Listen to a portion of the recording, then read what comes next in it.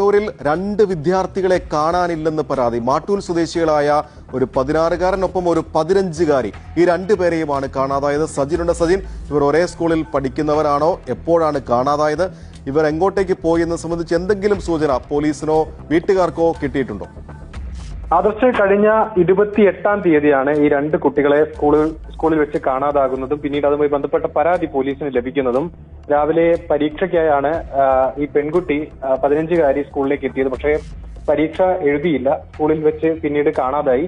ഒപ്പം തന്നെ തൊട്ടപ്പുറത്തുള്ള ഒരു സ്കൂളിലായിരുന്നു ഈ 16-കാരൻ പഠിക്കുന്നത്. ഈ കുട്ടിയും ഇതേ സമയത്ത് തന്നെ കാണാതായി. രക്ഷിതാക്കൾ 2 വ്യത്യസ്ത പോലീസ് സ്റ്റേഷനുകളായി പരാതി നൽകിയിട്ടുണ്ട്. കണ്ണപുരം പോലീസ് സ്റ്റേഷനിലും പഴയങ്ങാടി പോലീസ് സ്റ്റേഷനിലുമാണ് ഇപ്പോൾ പരാതി നൽകിയിട്ടുള്ളത്.